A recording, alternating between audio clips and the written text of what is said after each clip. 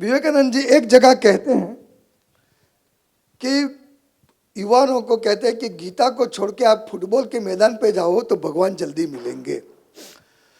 और इसी वाक्य को, उनकी इसी सलाह को तोड़ मरोड़ के आजकल वामपंथियों उसका दुरुपयोग कर रहे हैं। तो मैं आपसे, और मैं भी जानता हूँ, आप सब जानते हैं विवेकानंद जी का राजयोग आपने भी अध्ययन किया, हम लोगों ने भी किया है। विवेकानंद जी तो सनातनी थे और वेदांत के अभ्यासु थे, वेदांत के समर्थक थे।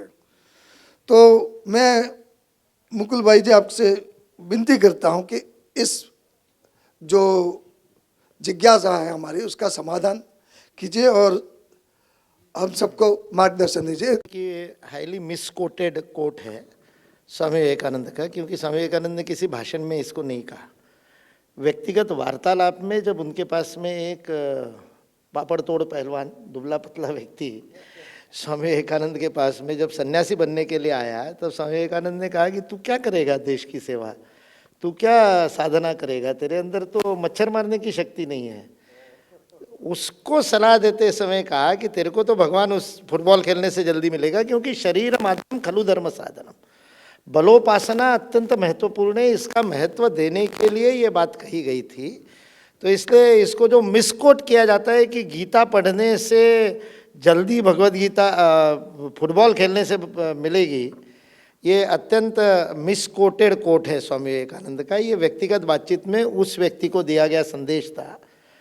और स्वामी विवेकानंद ने उसके आगे उसको ये बताया था कि गीता मैं तेरे को सिखा दूंगा, लेकिन तेरे को समझ में इसलिए नहीं आएगी क्योंकि गीता उसने कही है जिसने एक उंगली पर गोवर्धन उठाया था, और उससे कही है जो 24 घंटे बिना सोए 40 मण का गांडीव दाहिने और बाएं हाथ से समान कुशलता से प्रयोग कर सकता था। तो एक महाबलशाली व्यक्ति ने दूसरे महावीर को कही हुई गीता समझ में आने के लिए तुम्हारे अंदर भी बल होना चाहिए, इसलिए पहले बलोपासना करो। ये वो स्वामी विवेकानंद का सही संदर्भ था। राष्ट्रीय शिक्षा नीति में बहुत प्रयत्न हुए और राष्ट्रीय शिक्षा नीति 5-5.5 वर्ष के मंथन के बाद में हमारे सबके बीच में 2020 में आई। लागू होना तो उसका उसी दिन शुरू हो गया। मंत्रालय का नाम तीसरे दिन बदल गया, 29 जुलाई को हुआ और 3 अगस्त को उसका नोटिफिकेशन हो गया, गैजेट नोटिफिकेशन, और मंत्रालय शिक्षा मंत्रालय बन गया। इसलिए लागू होने में देरी ये विषय नहीं है। शिक्षा नीति के अंदर ही उन्होंने लिखा है कि 2030 तक क्या करेंगे, 2035 तक क्या करेंगे, 2025 तक क्या करेंगे। तो शिक्षा का परिवर्तन जिस ढंग से होता है उस ढंग से चल रहा है। 2 बातें जो नीति के भी मामले में या पूरी शिक्षा व्यवस्था को लेकर के जो 2 बातें जिसको लेकर के अश्विनी जी काम कर रहे हैं, लेकिन अंग्रेज़ों ने जो किया, इन्होंने बताया कि कानून बना करके गड़बड़ किया। अंग्रेज़ों ने उसकी सबसे बड़ी जो गड़बड़ी भारतीय समाज में की, वो भारतीय समाज की सबसे बड़ी गड़बड़ी कर दी कि सारा हमारी सोच ही सरकार केंद्रित हो गई और हमारी बात को सरकार से ही अपेक्षा करने लगे। जबकि ये वो देश है जिसमें तुलसीदास जी अकबर को चैलेंज कर रहे हैं। जिस समय अकबर राज्य कर रहा है दिल्ली में, सबसे बड़ा मुगल सम्राट जिसको माना जाता है इतिहास वालों के माध्यम से, उस अकबर के समय तुलसीदास जी 80 घाट पर बैठ करके वाराणसी में लिख रहे कि कोई हो नृपो हमें का हानि, क्योंकि भारतीय समाज ये शासन निरपेक्ष अपनी व्यवस्थाओं से चलता था।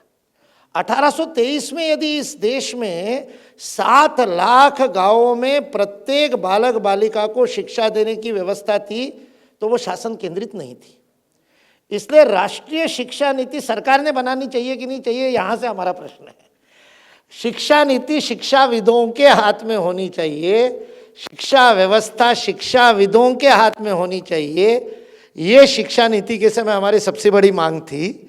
राष्ट्रीय शिक्षा आयोग बनाया जाए जो इलेक्शन कमीशन जैसा स्वायत्त हो और उसके सर्वे सर्वा शिक्षाविद हो, शिक्षा के मर्मज्ञ लोग हो, और वो शिक्षा का भविष्य निर्धारित करे।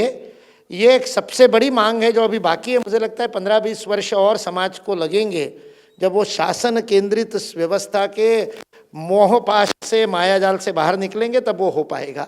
यही सबसे बड़ी कमी है। इसलिए सरकार से हम अपेक्षा करते हैं शिक्षा नीति लागू करने की, जबकि करनी हमको, और हमको लागू करने के लिए हमको उसको पढ़ना पड़ेगा। मैं बार बार पूछता हूँ 66 पन्ने पढ़े कितने लोगों ने?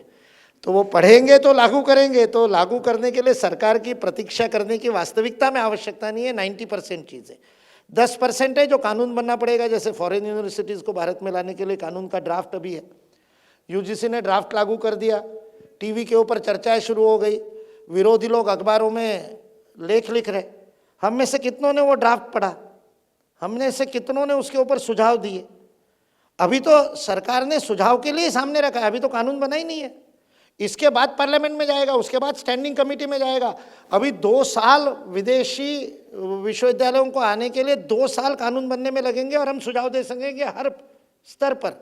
लेकिन हमने कितने विद्वान प्राध्यापक है, उन्होंने उस ड्राफ्ट को पढ़ा भी है।